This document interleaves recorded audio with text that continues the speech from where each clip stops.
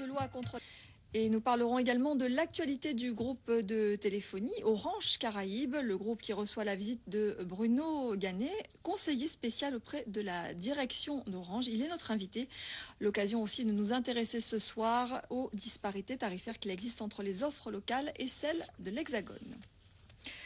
Deux députés ont donc présenté aujourd'hui une proposition de loi visant à interdire les corridas et les combats de coqs.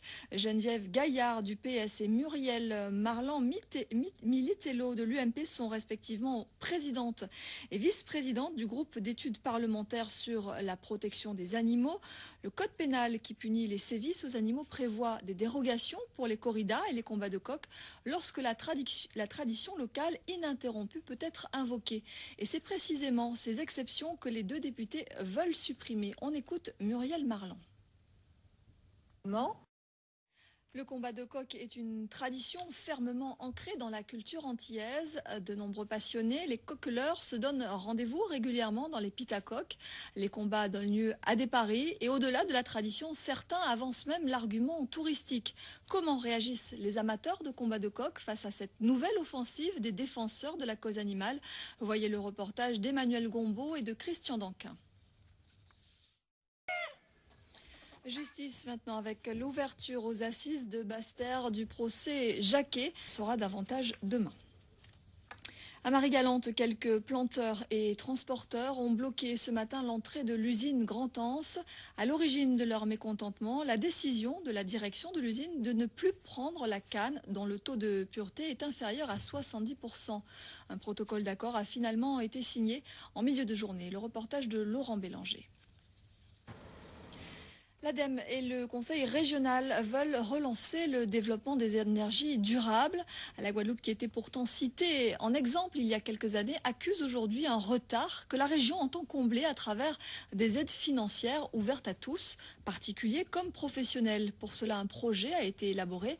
Il s'agit du Prérure 2.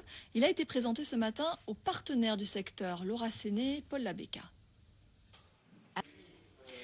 La visite du député UMP de la Nouvelle-Calédonie, Gaël Yano, en mission d'évaluation, le co-rapporteur de l'application de la LODEOM devant la commission des finances de l'Assemblée nationale, a rencontré ce matin au WTC de Jarry les acteurs économiques de la Guadeloupe. Thème de la réunion, défiscalisation des investissements productifs. Un thème qui a suscité quelques interrogations pour les partenaires sociaux et les acteurs économiques présents. On écoute Gaël Yano, il répond à Ludivine Guillolet et Ludovic Guédu. L'objectif de... Gaël Yano clôturera sa mission d'évaluation par une visite en Martinique et en Guyane.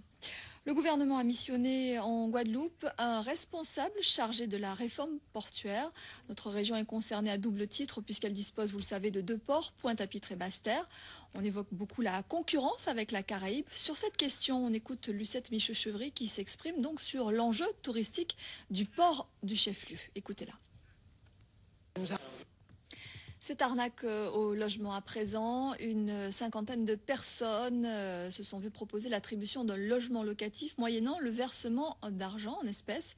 Aujourd'hui, les bailleurs sociaux réagissent pour condamner fermement ce qu'ils qualifient d'exploitation de la détresse humaine et en profitent par la même occasion pour rappeler la procédure relative à l'attribution de logements locatifs social. Le point avec Jean-Charles Théobald et Christian Danquin. Orange Caraïbes reçoit en ce moment la visite de Bruno Janet, conseiller spécial auprès du directeur général du groupe. Bruno Janet qui est venu pour voir de plus près les changements du niveau des débits de l'Internet notamment. Nous allons en parler dans quelques instants avec lui puisqu'il est l'invité de notre journal. Mais tout d'abord, je vous propose de nous pencher sur ce qui fait grincer les dents de nombreux consommateurs, les disparités tarifaires mais aussi les retards en matière de prestations par rapport à l'Hexagone. Le reportage de Patrice Gonfier. Et Bruno Janet est donc notre invité. Bonsoir. Bonsoir. Merci beaucoup d'être avec nous. Vous allez pouvoir répondre à tout ce qu'on vient d'entendre. Alors comment justement expliquez-vous de telles différences tarifaires entre les offres proposées ici, en Guadeloupe, aux Antilles et en métropole? La distance fait que nous sommes loin de la métropole, mais depuis 3 ans, les prix ne font que baisser. Ça explique tout ça, cette distance?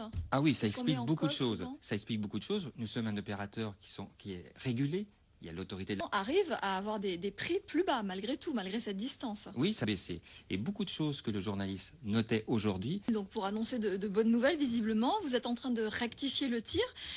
Comment expliquez-vous qu'il a fallu attendre toutes ces années pour permettre aux Guadeloupéens, qui sont des citoyens français comme les autres, de bénéficier des mêmes offres et à peu près des mêmes tarifs? Le journaliste faisait date un peu, 3-4. Le haut débit, justement, vous venez d'en parler, il existe effectivement chez nous, mais pas sur l'ensemble du territoire. Il y a des zones qui ne sont pas couvertes, la limitation du débit également. Qu'est-ce que vous allez mettre en œuvre, justement, pour améliorer cette couverture? Alors, sur Très la concrètement, en Guadeloupe, il reste 2%. Et demain, je verrai à nouveau les responsables politiques. on l'a vu tout à l'heure dans le reportage, c'est une autre illustration. Donc certaines nouvelles technologies, alors BlackBerry, iPad, ne peuvent pas être exploitées ici entièrement. Pourquoi donc certaines options disponibles sur le territoire national? Les choses vont changer.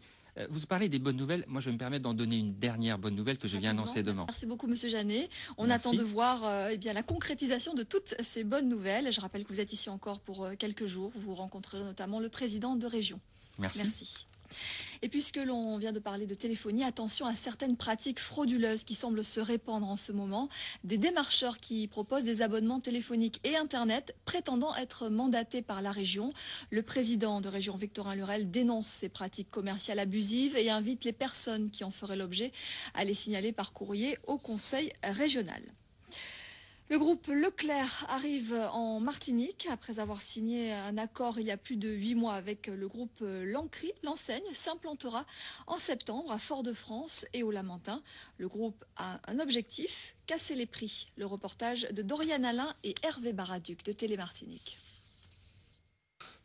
Le marché de l'audiovisuel s'enflamme pour la Coupe du Monde. Les ventes de téléviseurs explosent. On se met en quête de modèles dotés de toutes les technologies innovantes.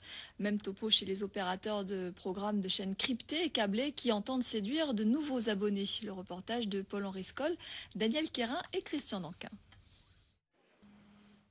Et à J-2 de cette Coupe du Monde et de l'entrée en lice des Bleus, l'engouement est déjà palpable.